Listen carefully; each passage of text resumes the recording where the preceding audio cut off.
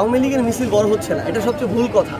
তারা যে ওই বিদেশ থেকে তাদের কালো টাকা যেগুলো পাচার করেছিল, সেই লক্ষ লক্ষ কোটি কোটি টাকা বা হাজার কোটি টাকা কালো টাকা যেগুলো জনগণের লুটপাট করে পাচার করেছিল, সেগুলো পাঠিয়ে তারা মাঝে মাঝে বিভিন্ন সন্ত্রাসী কায়দায় টোকাই মিছিল দেওয়াচ্ছে। এগুলো আওয়ামী লীগের মিছিল না।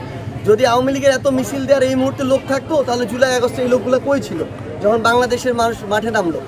আওয়ামী লীগের আসলে ওই আওয়ামী লীগের লোক কর্মী যে বলা হয়, একটা বিশাল বড় ভাব দিয়ে বলা আওয়ামী লীগের 20% 30% লোক, এই লোক কোনো কালেই ছিল না। তারা এই যে লোক দেখাইতো বিভিন্ন প্রোগ্রাম, এগুলো হচ্ছে ভাড়া করা লোক। যদি এগুলো তাদেরই লোক হইতো, তাহলে তো জুলাইয়ে যখন তাদের বিরুদ্ধে ছাত্র জনতা রাজপথে নামলো, তারা যদি তাদেরই লোক হইতো, তারা রাজপথে নামতো।